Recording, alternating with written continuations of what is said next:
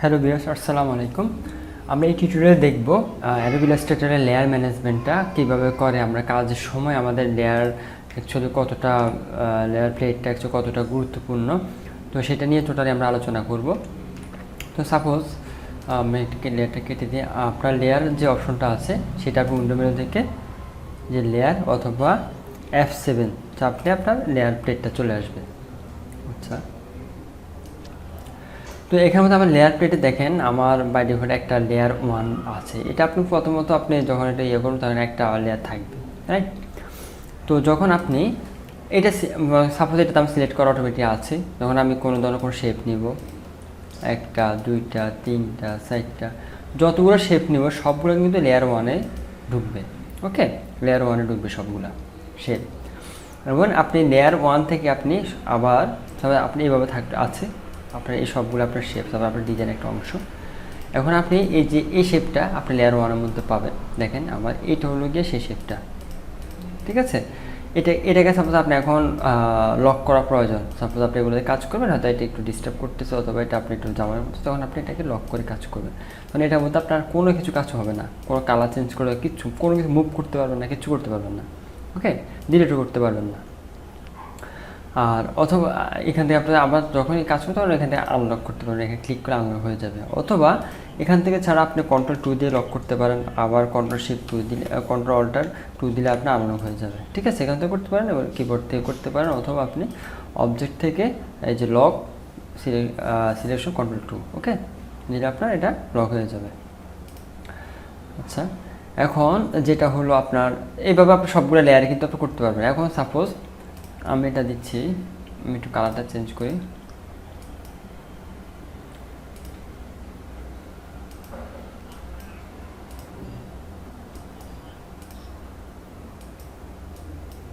ওকে, আচ্ছা, সাপোজ এখন দেখেন আমার কিন্তু একটা কালার, সবগুলোতে একটা কালার চলে আসছে।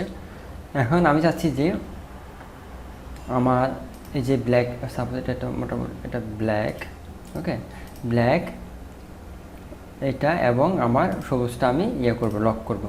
ঠিক, লক করে বাকি দুটোর উপর কাজ করবো। তখন আপনি জাস্ট এখান থেকে দেখলেন লক, সবুজটা লক, ওকে শেষ। এগুলো কিন্তু আর হবে না। আচ্ছা, এখন আপনি চাচ্ছেন যে কোনো একটা লেয়ার আপনি সিলেকশন করবেন, অনেকগুলো লেয়ার সবাই একটার উপরে একটা এভাবে, ঠিক আছে? বাট আপনি সিলেক্ট করতে হয়তো একটু ঝামেলা হচ্ছে, তখন কিন্তু আপনি এখান থেকে ধরে কিন্তু সিলেক্ট করতে পারেন। সাপোজ আমি আমার এখান থেকে সাপোজ আমার লেয়ারগুলো এভাবে আছে, ঠিক আছে? ইউলোটা কিন্তু আমি ঠিকমতো আমি সিলেক্ট করতে পারছি, বাট ইউলোটা আমার নিচে থাকবে, বাট আমি সিলেক্ট করতে পারতেছি না।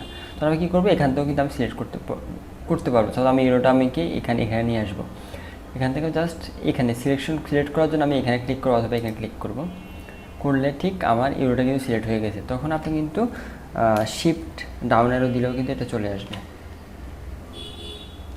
ঠিক আছে? আপনি এখান থেকে কোনো স্পেসিফিক একটা লেয়ার সিলেক্ট করতে পারেন। দেখো ব্ল্যাকটা সিলেক্ট করব, সেক্ষেত্রে আমি এখানে ক্লিক করলে ব্ল্যাকটা সিলেক্ট হয়ে যাবে, বা এখানে, ওকে এখানে ক্লিক করতে পারেন।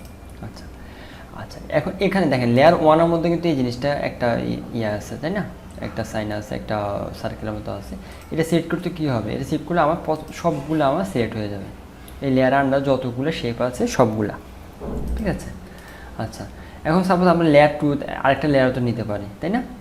সাপোজ আরেকটা যদি আমার লেয়ার নিতে হয়, সাপোজ আমি এই ডিজাইনগুলো আমার এই একটা লেয়ারে থাকবে, আমার সাপোজ কিছু টেক্সট আছে, সেগুলো আমি চাচ্ছি না এই লেয়ারে রাখতে, ঠিক আছে? সাপোজ আমার যে টেক্সট আছে এবং চাচ্ছি এই লেয়ারে রাখতে, ঠিক আছে? তখন আপনি যদি এই লেয়ারে যদি আপনি টেক্সটটা যখন আপনি লিখবেন, যদি এটা আপনি নতুন কোনো লেয়ার ক্রিয়েট করা না থাকে, তাহলে আপনি লেয়ার 1-এ ঢুকবে। ওকে, তাহলে আপনাকে যেটা করতে হবে, আগে আপনি একটা লেয়ার আপনি তৈরি করে নেন। এখান থেকে দেখেন ক্রিয়েট নিউ লেয়ার, লেয়ার 2 চলে আসছে। তখন এটা সিলেক্ট করে দেন আপনি টেক্সট নেবেন বা অন্যান্য শেপ নেবেন, যতগুলো নেবেন সবগুলো কিন্তু লেয়ার 2-র আন্ডারে ঢুকবে, মানে যে লেয়ারটা সিলেক্ট করা থাকবে সেই লেয়ারের মধ্যে ঢুকবে। ওকে, আমি যদি লেয়ার 1 সিলেক্ট করে যদি আমি আরেকটা শেপ নিই, দেখেন আমার এটা কিন্তু লেয়ার 1-এ ঢুকছে, তাই না? যে শেপটা, তাই না? আচ্ছা, এখন সাপোজ যে আমি চাচ্ছি না যে আমার 2টা লেয়ার আছে, আমি চাচ্ছি যে এই দুটাকে একটা করে ফেলতে, তাই রাইট? তখন আপনি জাস্ট ক্লিক করবেন, এটা টেনে এটার মধ্যে ঢুকিয়ে দেবেন। ওকে, দেখেন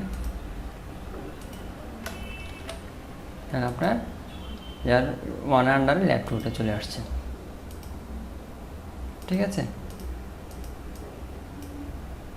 আচ্ছা। তো এখন আবার আপনি এখান থেকে ধরে এটাকে বের করে ফেলতে পারবেন। এই যে লেয়ার 2টা আবার আলাদা হয়ে গেছে, লেয়ার 1 লেয়ার 2, আবার পুরো লেয়ারটাকে আপনি এই যে লক করতে পারবেন। ঠিক আছে, আবার পুরো লেয়ারটাকে আপনি হাইড করে ফেলতে পারবেন। ঠিক আছে, এই যে আইকনটা আছে আইকন, আবার আপনি একটা স্পেসিফিক একটা সাপোজ আমি আমার গ্রিনটা আমি হাইড করে ফেলতে চাচ্ছি, ওকে, এখানে ক্লিক করতে হাইড হয়ে যাবে। ঠিক আছে, অথবা আপনি এই যে এখান থেকে হাইড সিলেকশন Ctrl+3, শর্টকাট হলো Ctrl+3, আর আনহাইড করতে চাইলে Ctrl+3,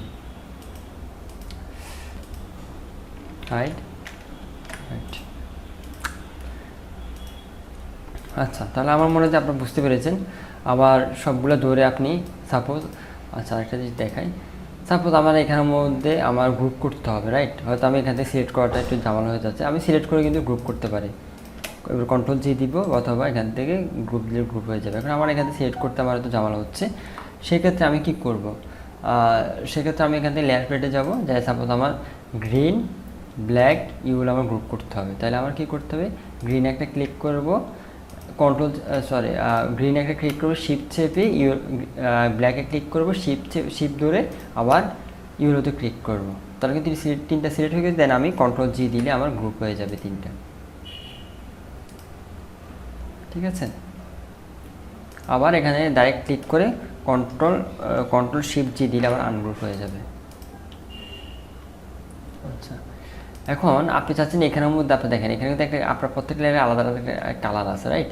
আপনি চাচ্ছেন এখানে একটা হয়তো অরেঞ্জ কালার, এখানে একটা কালার, রেড কালার মতো একটা কালার। তো আমি কালারটাকে কীভাবে চেঞ্জ করবো? আমি সাপোজ এটা হচ্ছে লেয়ার কালার, তো লেয়ার কালার আমি কীভাবে চেঞ্জ করবো? এখানে সাপোজ আপনি ডাবল ক্লিক করবেন, দেন এখান থেকে আপনি এখানে দেখেন অনেকগুলো কালার আছে, আপনি কোন কালার দেবেন? সাপোজ আমি এখান থেকে ডার্ক ব্লু দিলাম, ওকে, দেখেন আমার লেয়ার কালারটা কিন্তু ডার্ক ব্লু হয়ে গেছে। ঠিক আছে, আচ্ছা, এখন আপনি চাচ্ছেন যে এই যে আইকনগুলো, লেয়ারের যে আইকনগুলো, ঠিক আছে, এগুলো অনেক ছোটো লাগতেছে, একটু বড় করবে, ছোকা একটু বড় করা প্রয়োজন।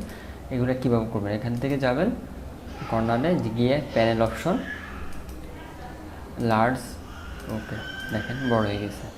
আবার ছোটো করতে চাইলে আবার সেমভাবে প্যানেল অপশন, স্মল, এটা কিন্তু একদম ছোট হয়ে যাবে। আর মিডিয়াম রাখলে, মিডিয়ামটা বাই ডিফল্ট থাকে, ওকে, ঠিক আছে। আর প্যাটার্ন ওয়ার্ক মানে এগুলো সব একসাথে হয়ে যাবে। ঠিক আছে, সবগুলো লেয়ার ধরে আপনার একসাথে হয়ে যাবে। দেখেন সবগুলো লেয়ার একসাথে, মানে লেয়ার 2 থাকতেছে না, সব লেয়ার 1-এ চলে আসছে সবগুলা।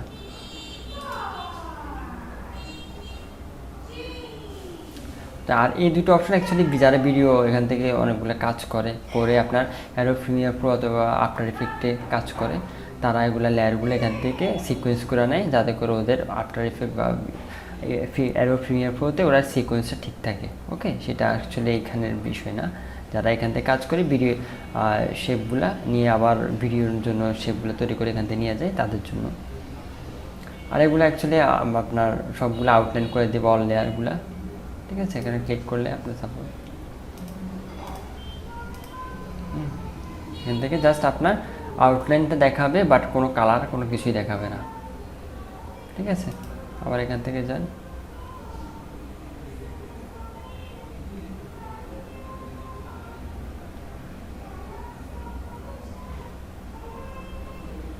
ঠিক আছে, আবার ক্লিক করলে হয়ে যাচ্ছে।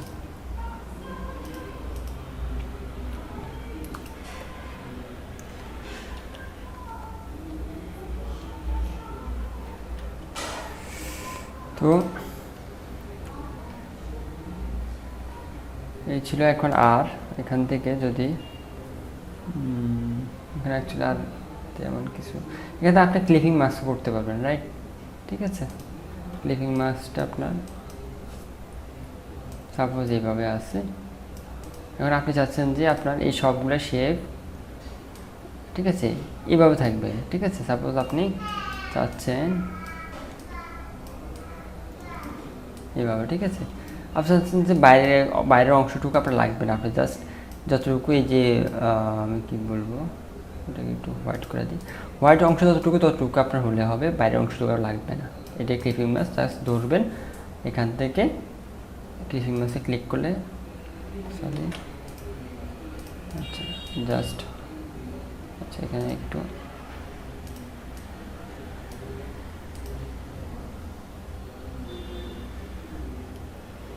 এখান থেকে আচ্ছা এগুলো আমি একটু বের করে দিই।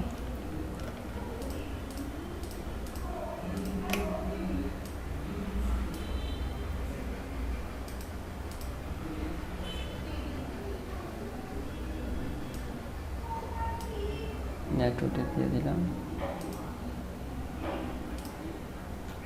আর আমি এগুলো ডিলিট করে দিলাম।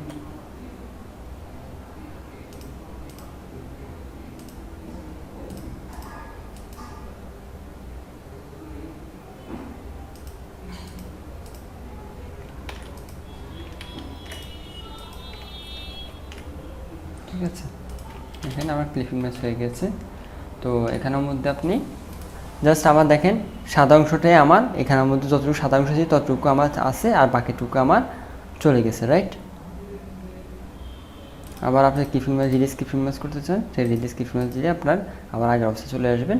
আর ক্লিপিং ম্যাচের অবস্থা যে হোয়াইট দেখছিলেন, বাট অ্যাকচুয়ালি ক্লিপিং ম্যাচের জন্য হোয়াইট বা কোনো কালার প্রয়োজন হয় না, আপনাকে যে কোনো একটা শেপ নিলে হয়। ঠিক আছে, এটার মধ্যে কালার দেওয়া লাগবে না, জাস্ট ওই শেপটা থাকলে হয়। দেখেন আমি যদি আবার করি, সবগুলো সিলেক্ট করলাম,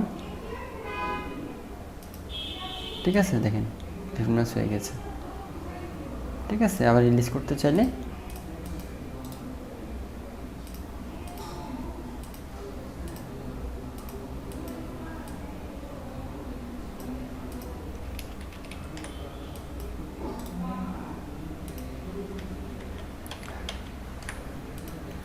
যাই হোক, এটা ছিল অ্যাকচুয়ালি এই জিনিসগুলো আপনার আর্টবোর্ডের সাথে সবচেয়ে বেস্ট। আপনি তো অবশ্যই ক্লিপিং ম্যাচগুলো আপনার আর্টবোর্ডের সাথে করবেন। ঠিক আছে,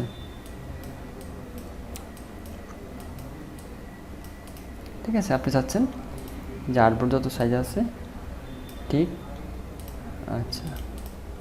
আর অবশ্যই আপনার এটা আমার লাগবে না, এটা আমি ডিলিট করে দিই।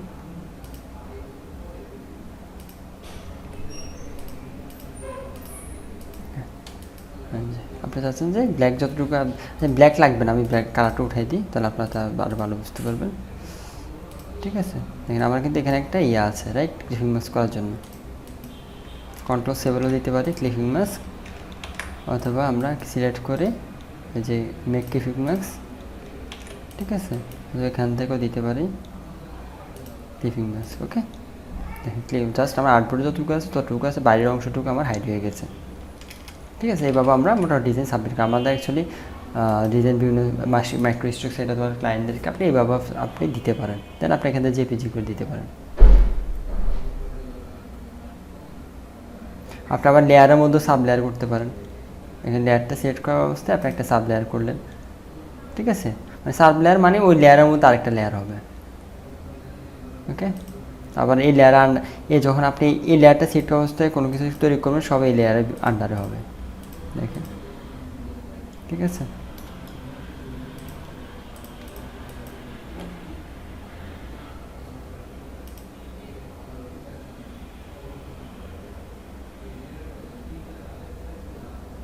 আপনি এই যে এখান থেকে আবার সাপোজ আপনি এগুলো সিলেক্ট করলেন, কোনো কিছু ডিলিট করবেন, এই যে ক্লিপিং মাস্কটা আমি আগে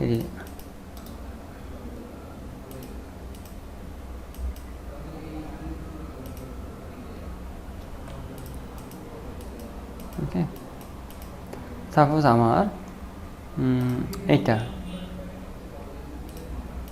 ঠিক আছে, এটা আমার লাগবে না, তাহলে আমি কী করব, এটাকে সিলেক্ট করব, এখানে ডিলিট চাপ দিলে কিন্তু এটা ডিলিট হয়ে যাবে, অথবা এখানে ধরে এনে টেনে রাখলেও ডিলিট হয়ে যাবে। ঠিক আছে, তো যাই হোক, এটা ছিল আমাদের লেয়ার প্লেটের উপরে টিউটোরিয়াল। আমার মনে হয় যে এমন বিশেষ কিছু আর বাকি নেই, যেটা আপনাদের অ্যাকচুয়ালি খুবই প্রয়োজন জানা, সেটুকু আমি জানাইছি।